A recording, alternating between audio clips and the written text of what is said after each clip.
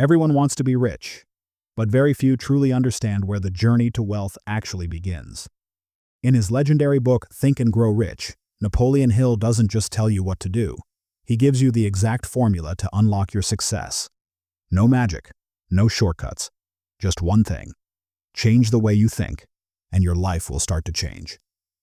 Before writing this book, Napoleon Hill interviewed over 500 of the wealthiest and most successful people in the world. He studied their habits, their thinking, their decisions, and from them, he uncovered the core principles behind extraordinary success. In this audio summary, we'll break down the most powerful lessons from this book in simple, everyday language, so you can start thinking the same way millions of successful people already do. Let's dive in. Lesson 1. Burning desire. The very first principle in Think and Grow Rich is something Hill calls a burning desire. He says, desire is the starting point of all achievement.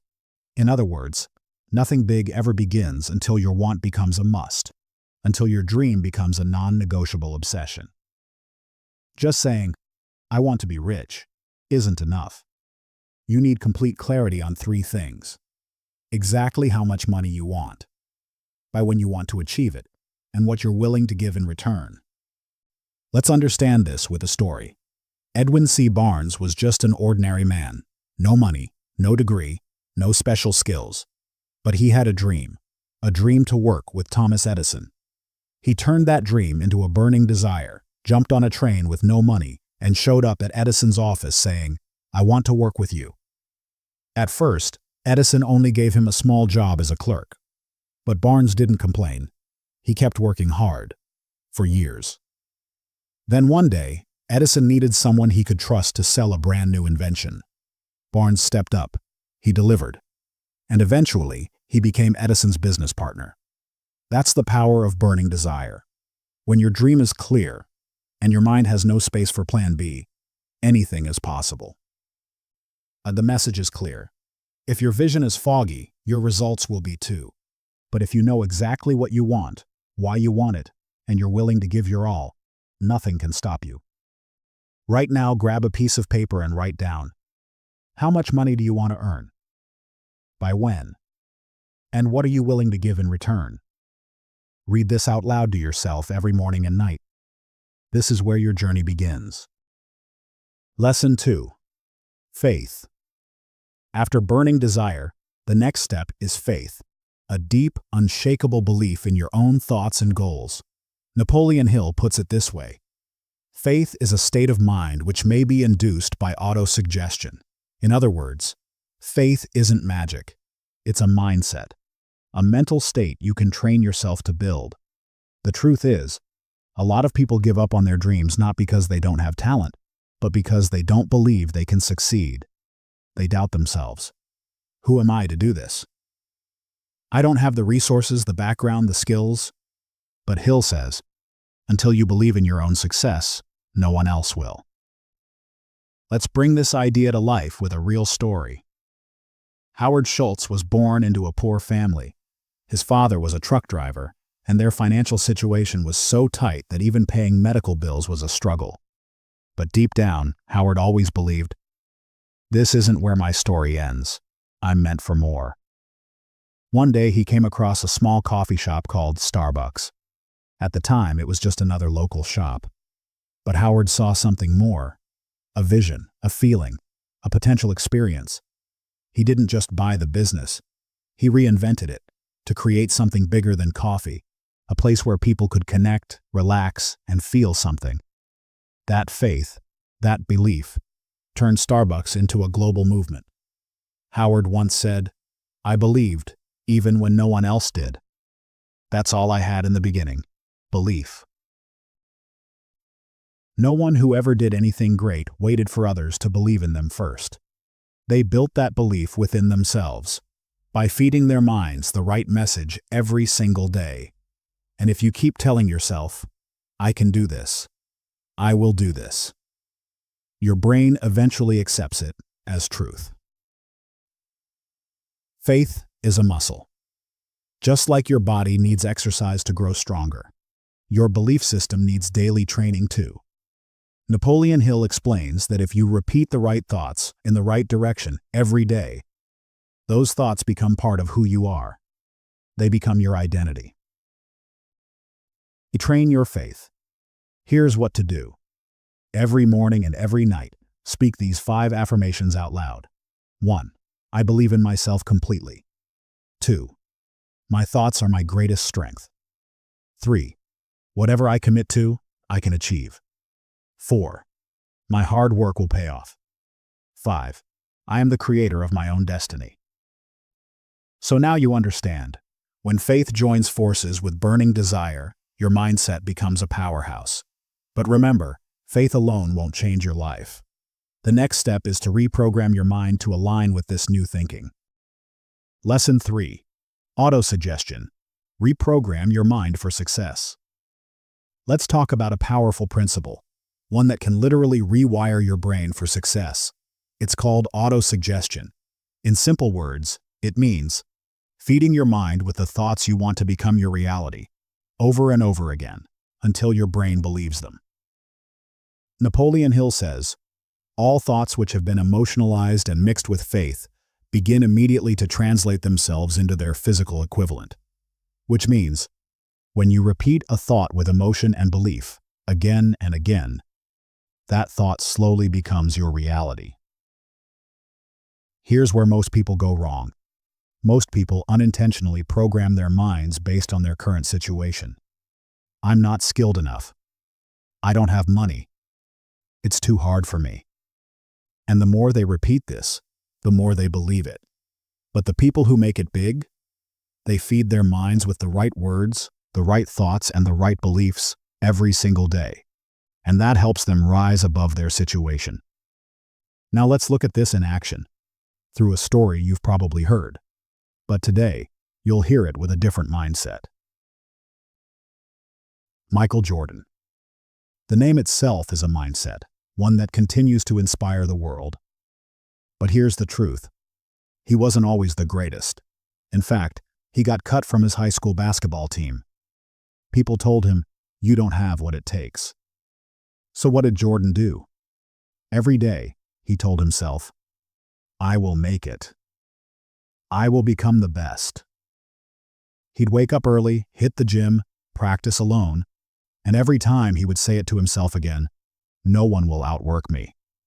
His bedroom, his locker, his mind, everywhere he was sending himself one message: I'm already the best. The world just doesn't know it yet. Jordan never doubted his ability. So by the time he stepped onto the court, he had already won the game in his mind. Now think about this. Michael Jordan had the same 24 hours that you and I have. The only difference? He never allowed defeating thoughts into his mind. That's the real power of autosuggestion. You become who you believe you are. If you keep calling yourself average, your results will be average. But if you think, act, and speak like a winner every day, your body, your habits, your energy, everything starts moving in that direction. So, how do you actually apply autosuggestion in your life? Write your goal as a powerful affirmation. For example, I'm working toward earning $10,000 in the next 6 months, with total focus and belief. Now here's the key. Read this affirmation out loud every morning and every night. Then close your eyes and visualize, for 30 seconds, that you've already achieved it. See it, feel it, believe it. That's how autosuggestion reprograms your brain. You're training your mind to become the version of yourself you want to be. Lesson 4. Specialized knowledge. So far, you've learned how burning desire, faith, and autosuggestion help you prepare your mind for success. But let's be real. Thinking alone won't change your life. Now it's time to take action on that mindset. Napoleon Hill says, "Knowledge is not power. It is only potential power.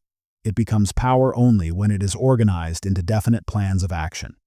In other words, just knowing something isn't enough. Real transformation happens when you take the right knowledge and apply it at the right time, in the right way.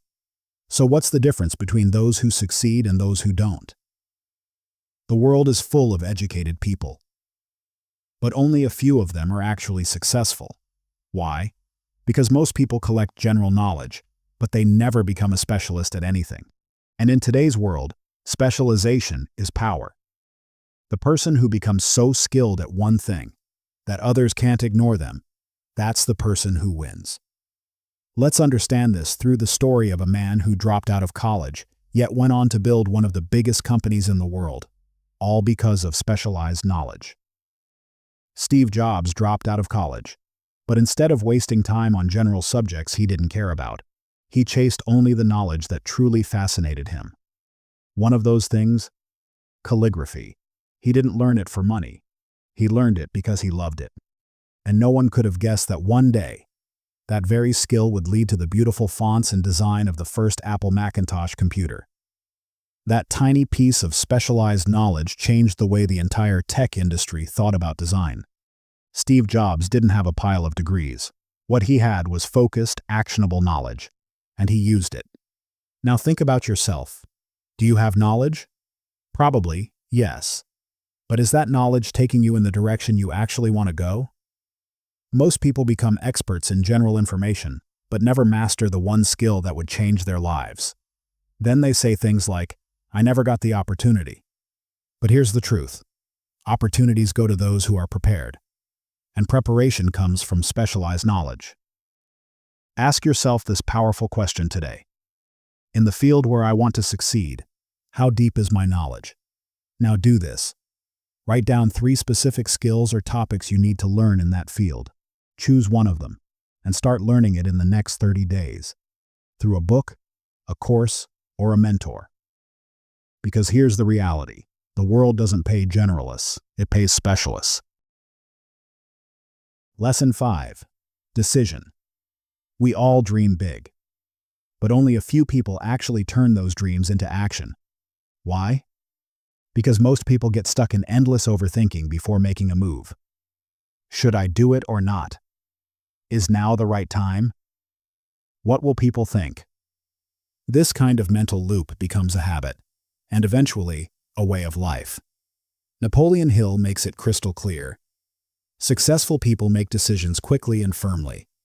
Unsuccessful people delay decisions and change them often. That means, if you keep delaying small decisions, you're not just wasting time, you're shutting the door on your dreams. This world rewards people who can say yes or no, without fear and at the right time. Not deciding, choosing to fail. When you avoid decisions, you're silently choosing failure without even realizing it. Most people are always waiting for the perfect time, but successful people? They take action even when the timing isn't perfect, because that's how you build momentum. Everyone knows Elon Musk, Tesla, SpaceX, Neuralink. Each company was a massive risk, but Musk made fast, committed decisions again and again. Here's a lesser-known story that truly shows his mindset. Elon Musk bet everything. In 2008, both of Elon Musk's companies, Tesla and SpaceX, they were on the verge of collapse. He was running out of money. Investors were walking away. He had just enough funds to save one of the 2 companies. Most people would have picked one. But Musk made a quick decision. I'm splitting the money. I'll save both. People said, that's insane. But Musk stood firm, and within just a few years, both companies became global leaders in innovation. That's the power of quick, courageous decisions. Do you hesitate every time a decision comes up? Do you always wait for someone else's advice before making a move? Remember this. Check people who keep thinking. Miss the opportunity. Check people who decide fast. Stay in action. And that's where results live. Train your decision muscle. From today, whenever you face an important decision, ask yourself these 3 questions. 1. Is this decision connected to my goal? 2. Will it lead to growth, even if there's risk? 3. If I don't do it now, will I regret it later? Then take 10 seconds and make the call. Turn it into a habit. Act more, overthink less. Lesson 6. Persistence. Quitting is not an option. This is the most powerful lesson in the entire book. Persistence. Napoleon Hill says, "Those who give up easily will never succeed." In other words, if you walk away after the first or second failure, success will always stay just out of reach. You had a dream. You believed in it. You even took action. But here's the real question. Can you keep going when things fall apart? Because the true test of greatness is this. When everything is going wrong, can you still stand your ground? Oh, this is where most people give up. They get rejected once and feel defeated. Their friends or family don't support them, so they give in. They work hard for 6 months, see no results, and go back to square one. But history proves this again and again. Those who win are not the ones who never fall. They're the ones who rise after every fall. You only lose when you choose to stop. Colonel Sanders. You've heard of KFC, but do you know when Harlan Sanders, aka Colonel Sanders, started it? At the age of 65. He had just $105 in his pocket and a homemade chicken recipe. He believed in it, so he hit the road, going restaurant to restaurant, trying to sell it. How many times was he told no? 1,009 times.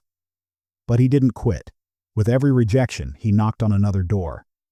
And finally, on his 1,010th try, someone said yes. That was the beginning of KFC. Today, it's in over 150 countries worldwide. Now imagine. What if he had quit after 500 tries? 600? 999 question mark. That one extra step. That's what changed everything. Now, ask yourself, have you already given up on a goal that was just one more try away? Remember, millions dream, but only a few carry their dreams to the finish line. And those few? They're the ones who change the world. Right now, grab a piece of paper and write this down. I will not give up, no matter how many times I fall. I will rise every time and try again. Next, write down the 3 big goals you gave up on in the past. Ask yourself, did I quit just because it got hard? Now pick one of those goals and start working on it again. Give it a fresh strategy, a new deadline, and most importantly, make a promise to yourself. This time I won't stop until I finish. Because failure doesn't happen when you fall. It happens when you stop trying. Lesson 7. The power of the mastermind. When 2 or more minds come together to chase a common goal, it's more than just shared thoughts. It's shared energy, shared ideas, and a shared intention that creates an entirely new power. Napoleon Hill calls this the mastermind. He writes, "No mind is complete by itself. It needs contact and cooperation with other minds to grow and expand." In simple words, your thinking alone will take you so far. But when your mind connects with another sharp mind, your growth speeds up like never before. Now you might be thinking, is this just networking? Remember, the mastermind is much deeper than that, and you'll truly understand it when we look at a powerful example from real life. Henry Ford and Harvey Firestone. Around the year 1910, America was changing fast. On one side, Henry Ford was sitting in his plant thinking, every average person should own their own car. On the other side, Harvey Firestone had a vision: to build the most durable, reliable tire in the world. Now think about it. If both men had just stayed in their own lanes, working in isolation, maybe their ideas would have taken longer to bloom. Maybe they would have remained incomplete. But they chose a different path. They started meeting every single week, not just to talk business, but to share their failures, challenge each other's ideas, and sharpen each other's thinking. Ford and Firestone weren't just friends. They were fuel to each other's mindset. In fact, they often went on road trips with other visionaries like Thomas Edison in a group called the Vagabonds. And during campfires at night, they didn't just talk, they sparked revolutionary ideas. What came out of those mastermind moments? Ford created the assembly line, which made cars faster and cheaper to produce. Firestone developed tires perfectly suited for mass production. Together, they changed the way Americans traveled. And what does that teach us? When two minds connect without ego and with a shared purpose, they don't just build businesses. They create visions that reshape the world. Now pause and ask yourself, how many people around you do you just chat with? And how many people do you actually share ideas with? The ones who make your thinking sharper. That's what the mastermind is about. A trusted circle where your thoughts evolve, improve, and multiply. Build your mastermind circle 1.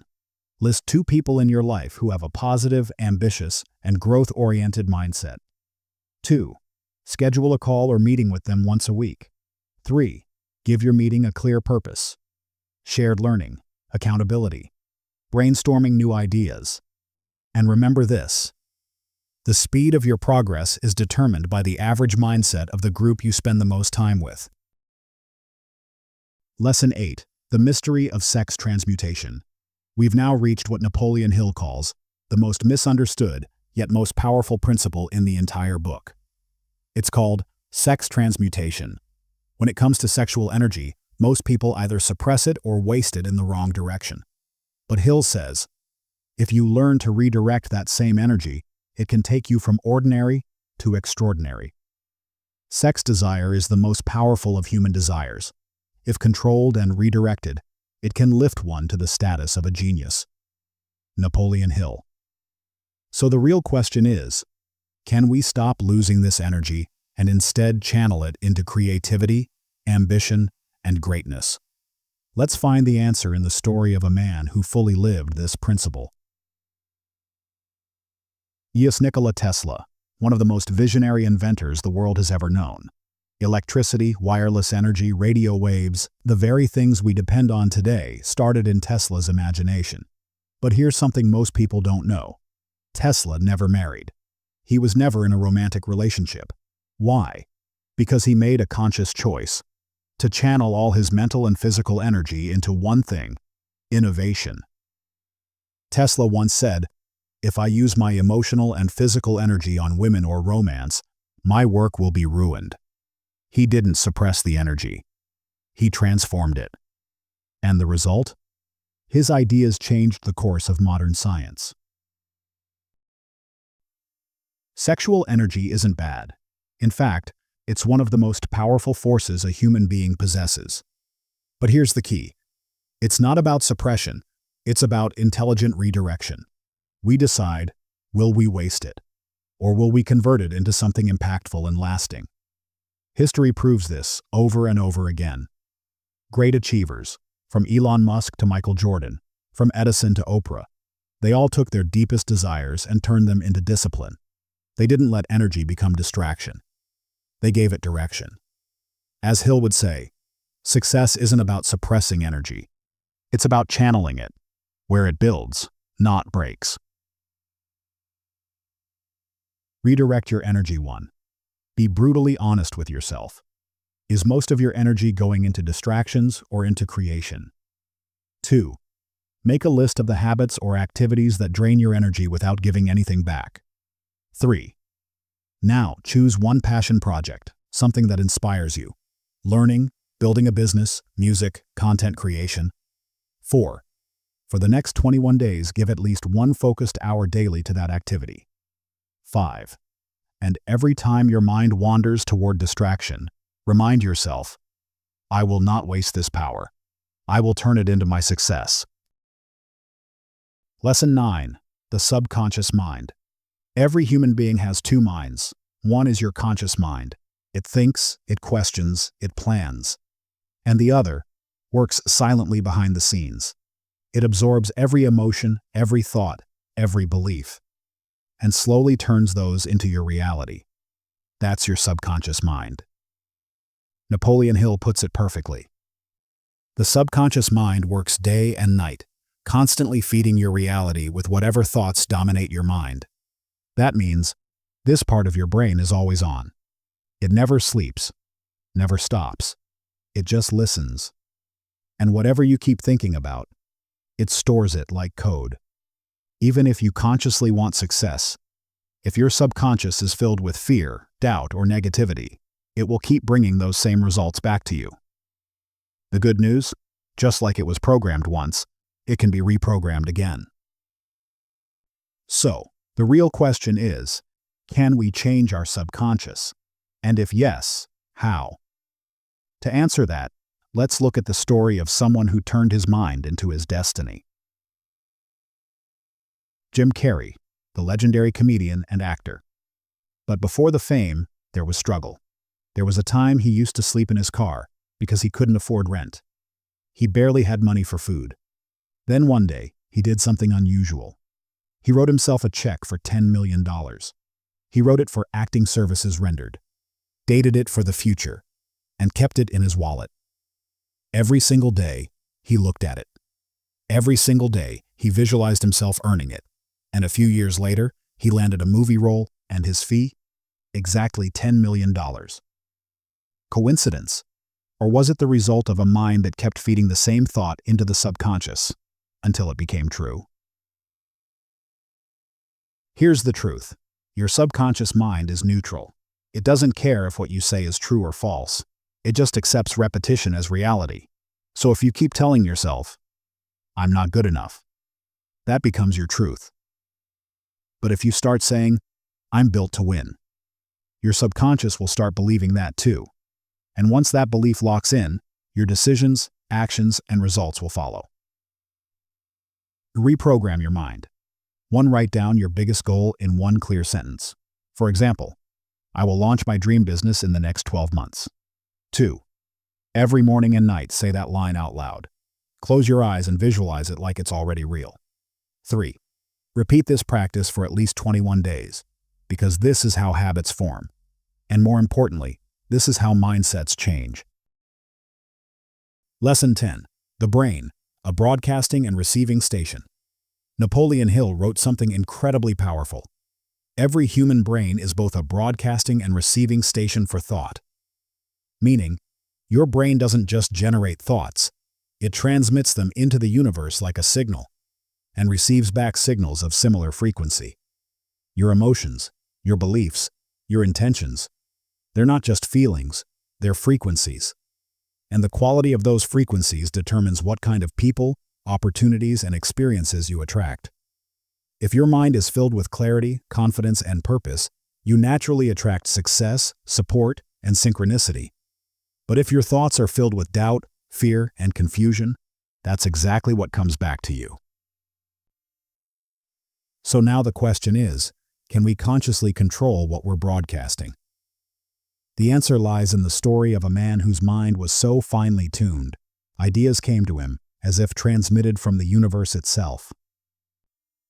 Alexander Graham Bell.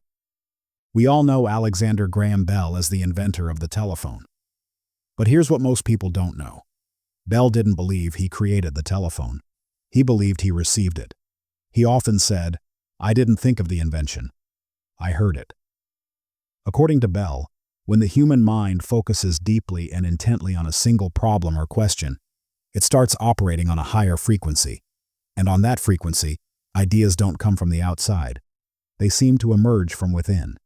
He believed thoughts, when aligned with purpose and intensity, could attract answers from what he called an unseen source. This wasn't just belief. Bell backed it with experiments, action, and results. He created a technology that changed human communication forever. His mind didn't just think, it received. And that's the power of a mind that is clear, distraction-free, and purpose-driven. Your brain works the same way. The more focused and intentional you are, the stronger and clearer the signal you broadcast. That's why you hear people say, "Don't just think it, manifest it." It's not about magic. It's about mental clarity, repetition, and conscious direction of your thoughts. The universe responds not to random thoughts, but to consistent frequencies. Every morning, spend 5 to 10 quiet minutes visualizing your goal. See yourself as if you're already living it. 2. When negative thoughts pop in, pause and ask yourself, is this the kind of signal I want to send out? 3. Start writing your thoughts down. A written thought is a stronger signal than a passing one. 4. At least once a day, switch into a creator mindset. Instead of just consuming content, create, build, and imagine. Because your brain is more than a thinker. It's a powerful antenna that attracts what it believes. Lesson 11. The Sixth Sense. By now, you've learned that thought has power. Emotion carries energy. And the words and ideas you repeat consistently shape your reality. But now comes the final question. Once you've got your desire, your plan, your discipline, and your faith in place, how do you take the next big step when logic runs out? That's when Napoleon Hill introduces his most mysterious principle, the sixth sense. This is the apex of the philosophy, the point where everything comes together. Hill believed that when you genuinely live out all the previous principles, burning desire, faith, autosuggestion, decision, persistence, something awakens inside you. It's not logical, it's not always explainable. It's something you feel deep within, like a gentle whisper, or an inner nudge pushing you toward the right direction. Some call it intuition, some say it's a gut feeling, others believe it's divine guidance. But no matter what name you give it, this sixth sense becomes your silent compass, especially when the path ahead looks unclear. Steve Jobs and his inner compass. Steve Jobs wasn't just known for revolutionizing technology. He was also known for trusting his instincts more than any spreadsheet or business model. When he started Apple, he had no MBA, no fancy plan, no big investors. But something inside him said, "I'm here to build something that will change the world." Even when he was fired from Apple, the company he co-founded, he didn't fall apart. He started next in Pixar. Why? Because his inner voice kept telling him, "You're not done yet." And when he returned to Apple years later, it was this very intuition that gave birth to the iPod, iPhone, and Mac, products that redefined the entire digital age. Jobs once said, "Have the courage to follow your heart and intuition. They somehow already know what you truly want to become." Great decisions don't always come from data. Sometimes they come from a quiet, unshakable knowing that lives within you. That each one of us has an inner GPS. It activates not when we listen to the noise of the world, but when we sit in silence and reconnect with clarity. The problem? Most people ignore that inner voice because it doesn't always sound logical. It comes without proof. It's not loud. It's subtle. But in today's world, trusting your intuition is not weakness. It's courage. Every day, take 5 minutes of silence. No phone, no music, just you. 2. Ask yourself one important question, something that's been on your heart. 3. Then ask, if I wasn't afraid of anything, what would I choose to do? 4. Whatever quiet answer shows up, write it down. That's your sixth sense speaking. It doesn't scream, it whispers. But if you listen, it will lead you to something greater than logic ever could. Lesson 12. The 6 Ghosts of Fear. You've got the desire, the plans, the mindset, and maybe you're even putting in the work. But still, something feels stuck, like there's an invisible wall between where you are and where you want to go. Napoleon Hill says, "Fear is the greatest enemy of progress." Fear doesn't always shout.